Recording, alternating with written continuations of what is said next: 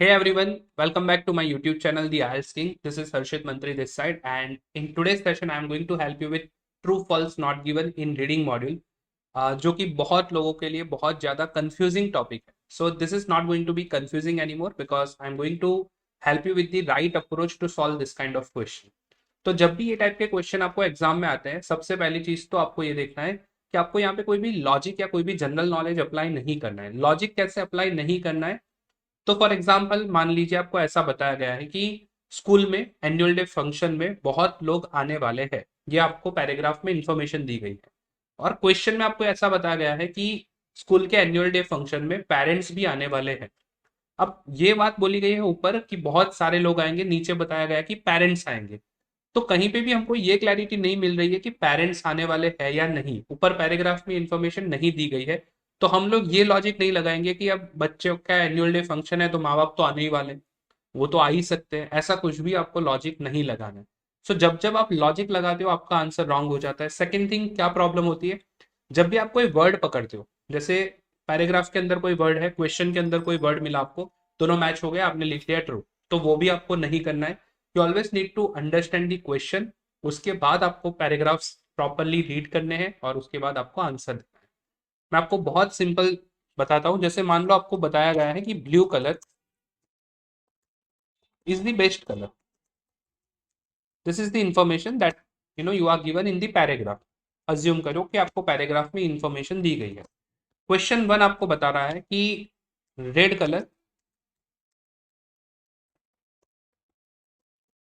Is the best colour.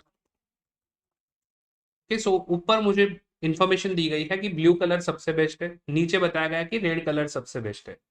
तो अब मुझे ये सोचना है क्या रेड कलर सबसे बेस्ट है. ये इंफॉर्मेशन लेके मैं पैराग्राफ में देखने जाऊंगा तो वहां मुझे इंफॉर्मेशन मिलेगी बेस्ट कलर कौन सा है वो दिया गया है पर वो रेड नहीं है, ब्लू है. That means I am provided with the information but the information is contradicting. So यहाँ पे कॉन्ट्राडिक्टरी इंफॉर्मेशन मिल रही है, इसलिए मैं बताऊंगा कि मेरा आंसर तो ऑपोजिट है. So my answer is false. अगर यहाँ पे ये दिया गया होता कि blue colour is the finest colour, so अब मैं ये इंफॉर्मेशन लेके पैराग्राफ में जाऊंगा क्या ब्लू कलर सबसे फाइनेस्ट कलर है. वहां पे मुझे इंफॉर्मेशन कुछ अलग वर्ड्स में दी गई है कि ब्लू कलर सबसे बेस्ट कलर है. अब दोनों ही सुपरलेटिव डिग्री है, fine, फाइनर, finest, good, better, best. दोनों का मीनिंग ऑलमोस्ट सेम है कि दोनों कलर सबसे बेस्ट है. तो इंफॉर्मेशन यहाँ पे मेरी मैच हो रही है. I am going to write it as true. और एक इंफॉर्मेशन अगर मुझे दी गई है कि pink colour is a nice colour, तो मैं अब ये इंफॉर्मेशन देखूंगा क्या पिंक कलर एक अच्छा कलर है. अब मैं इंफॉर्मेशन मैच करके पैराग्राफ में लेके गया, वहां पे लिखा है ब्लू कलर बेस्ट कलर है. तो पिंक कलर अच्छा कलर है, ना तो ये इंफॉर्मेशन से मैच हो रहा है ना तो इसको कॉन्ट्राडिक्ट कर रहा है. मुझे समझ में नहीं आ रहा है कि पिंक कलर अच्छा कलर है, इस इंफॉर्मेशन को मैं कैसे मैच करवाऊं. ना तो ट्रू मिल रहा है ना तो फॉल्स. आंसर क्या लिखोगे, not given. So this is just a very simple question and very simple way of explaining कि like आपको this is how you need to solve this kind of question. आपको ये देखना है ये इंफॉर्मेशन पैराग्राफ की इंफॉर्मेशन से properly match हो रही है, कॉन्ट्राडिक्टरी लग रही है या मिसिंग लग रहा है कुछ ना कुछ, and accordingly will have to give the answer. So guys now let's solve one actual paragraph और हम लोग ट्राई करेंगे कि उसके सारे आंसर अपने सही हो. So will apply the proper फंडा. आपको क्या करना है, कंटेक्स्ट अंडरस्टैंडिंग मीनिंग समझ के हर क्वेश्चन का आंसर देना. So I am opening one paragraph और ये सारे उसके क्वेश्चन है. तो there are 7 question. Read the text below and answer question 1 to 7. आपको 1 से 7 क्वेश्चन देना है. Very first question, as a volunteer you will be helping students individually. So आप वॉलेंटियर हो तो आप हर स्टूडेंट को इंडिविजुअली हेल्प करने वाले हो. अगर आप हर स्टूडेंट को इंडिविजुअली हेल्प करोगे तो आपका आंसर आएगा ट्रू. अगर आप इंडिविजुअली हेल्प नहीं करोगे, ग्रुप में हेल्प करोगे या किसी और तरीके से, तो आपका आंसर आएगा फॉल्स. और कैसे हेल्प करोगे नहीं दिया गया है तो your answer would be not given. So let's read this. Thank you for volunteering to work one to one, one on one with some of the students at our school who need extra help.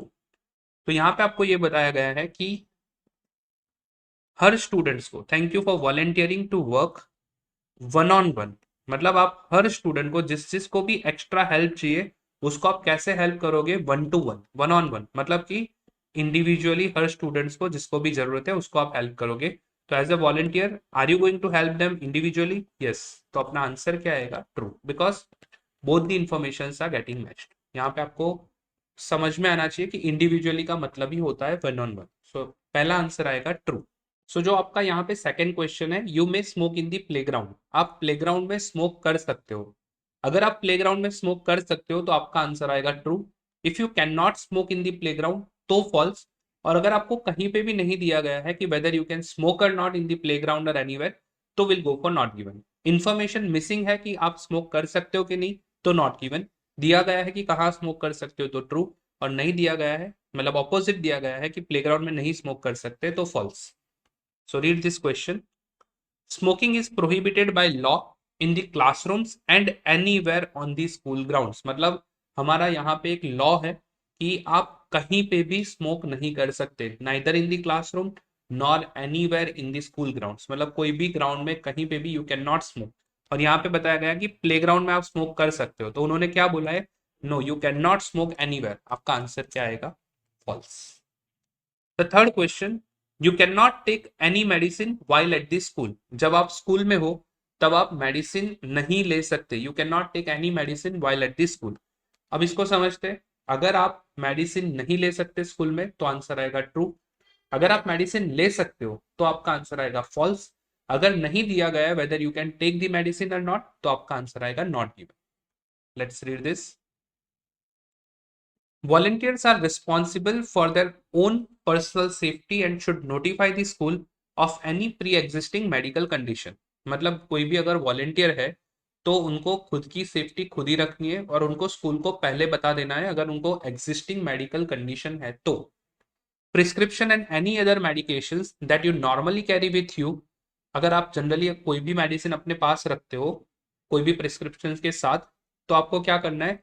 You must with you must be handed in to the school nurse. आपको school में एक nurse होगी, उसको आपको सारी medicine दे देनी है on arrival, जैसे ही आप आते हो। एंड कलेक्टेड ऑन डिपार्चर, और जब आप डिपार्ट करते हो, वहां से जाते हो, तब आप वापस कलेक्ट कर सकते हो। इफ यू रिक्वायर देम, अगर आपको चाहिए, the nurse will dispense them to you in her office. तो आपको ऑफिस में जाके नर्स से वो लेना है।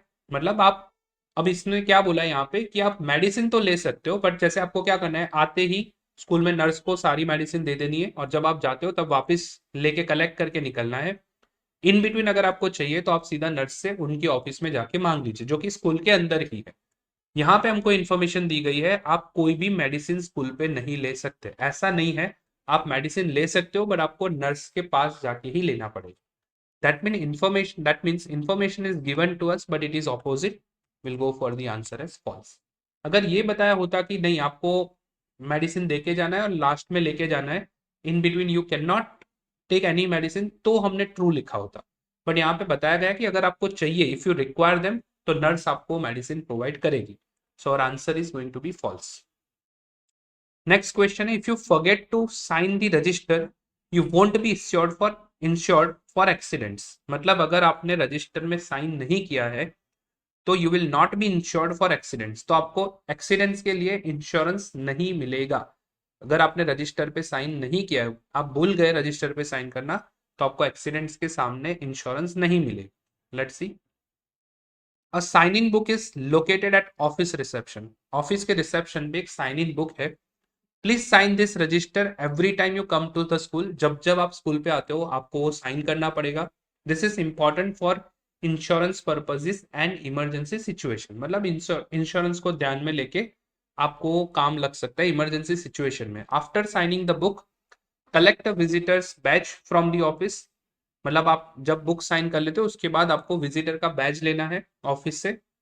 This must be worn at all the times you are on school premises। Remember to return the badge afterwards. और आप जब स्कूल से वापस जाते हो आपको वो बैच वापस कर देना। ओके, यहाँ पे ये बताया गया है कि अगर आप साइन करना भूल गए तो आपको कभी भी एक्सीडेंट्स के सामने इंश्योरेंस नहीं मिलेगा। सी, अब यहाँ पे इंफॉर्मेशन दी गई है कि आपको रजिस्टर डेली साइन करना है जब भी आप स्कूल आते हो। ये बहुत इंपॉर्टेंट है इंश्योरेंस पर्पस को लेके और इमरजेंसी सिचुएशंस को लेके, ऐसा बताया गया है। बट ये कहीं पे भी नहीं बताया गया कि मैं अगर साइन करना भूल जाऊं तो क्या होगा, तो क्या मुझे इंश्योरेंस नहीं मिलेगा। That is not given anywhere, मतलब आप पढ़ो तो आपको कहीं पे भी नहीं मिलेगा कि मुझे एक्सीडेंट के सामने इंश्योरेंस नहीं मिलेगा अगर मैं साइन करना भूल गया। उन्होंने बताया कि आपको साइन करना चाहिए क्योंकि वो इंश्योरेंस पर्पस को लेके एक जरूरी चीज है। अब आप लॉजिक नहीं लगा सकते कि इंश्योरेंस को लेके जरूरी चीज है, इसका मतलब ये हुआ कि अगर मैं साइन करना भूल गया तो इंश्योरेंस में कुछ ना कुछ गड़बड़ होगी। ये इन्फॉर्मेशन कहीं पे भी नहीं दी गई है। सो मैंने जो स्टार्टिंग में भी आपको बताया कि आपको कोई भी लॉजिक नहीं लगाना है। Exactly for this purpose I was indicating that point कि आपको क्यों लॉजिक नहीं लगाना है। हमको इन्फॉर्मेशन नहीं दी गई कि मैं साइन करना भूल गया तो क्या होगा, ये कहीं पे भी नहीं बताया गया। और जब इंफॉर्मेशन आपकी मिसिंग हो तब हम लोग क्या लिखेंगे, नॉट गिवन। तो आपका फोर्थ क्वेश्चन जो रहेगा उसका आंसर आएगा not given. Okay, the fifth question, the best way of communicating with teachers is in writing.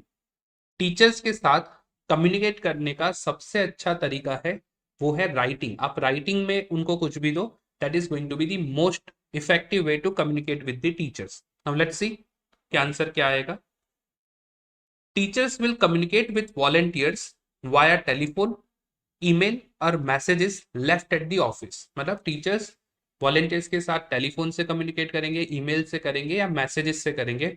Always ask for messages. You may communicate with teachers in the same way.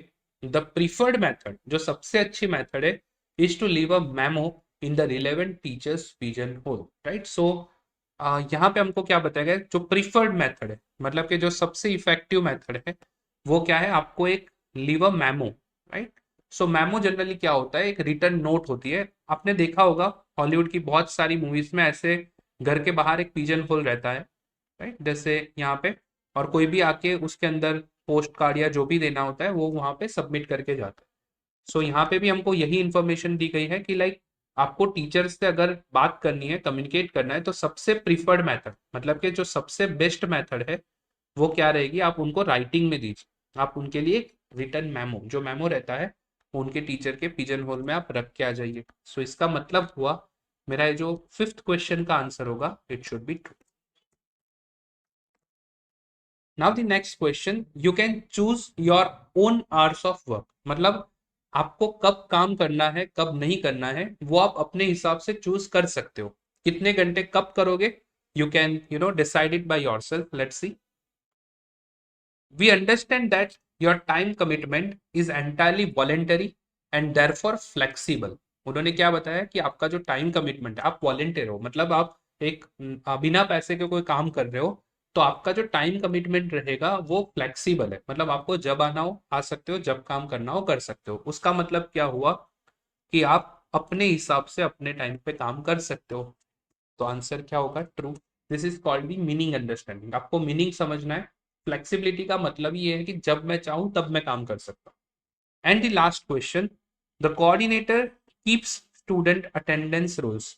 जो भी coordinator है वो student attendance rolls जो होते हैं उसको उसको record करते हैं, उसको रखते हैं। अगर कोऑर्डिनेटर स्टूडेंट अटेंडेंस रोल्स रखते हैं तो आंसर आएगा ट्रू, अगर वो नहीं रखते तो फॉल्स। अगर कहीं नहीं दिया गया है कि वेदर दे कीप इट और नॉट तो will go for not given. Let's read this role of coordinator. So the coordinator is responsible for matching volunteer tutors with students, organizing tutorial rooms, ensuring student attendance, and overseeing volunteer tutor training. If you encounter any problems, contact her as above. Okay, तो वो लोग क्या करते हैं, tutors को students से कुछ match करवाते हैं, ट्यूटोरियल रूम्स ऑर्गेनाइज करते हैं, स्टूडेंट अटेंडेंस इंश्योर करते हैं कि हुई है कि नहीं हुई है, and overseeing volunteer tutor training. अब यहाँ पे आप देखोगे स्टूडेंट अटेंडेंट रोल्स जो होते हैं उनको वो रखते हैं, ऐसा नहीं बताया। उन्होंने ये बोला कि स्टूडेंट अटेंडेंस इंश्योर करते हैं, क्या वो लोग उसका रोल रखते हैं कि नहीं रखते, that information is again not given anywhere. So अगर आप वर्ड पकड़ोगे तो शायद ट्रू लिखोगे कि यहाँ पे भी स्टूडेंट अटेंडेंस की बात करी गई है और यहाँ पे स्टूडेंट अटेंडेंट रोल्स दिया गया है। बट आप समझो वहां पे ये बताया गया पैराग्राफ्स में कि वो स्टूडेंट अटेंडेंस इंश्योर कर रहे हुई है कि नहीं हुई है, और यहाँ पे ये बता रहा है कि वो लोग स्टूडेंट अटेंडेंस के जो रोल्स होते हैं उनको रखते हैं अपने पास।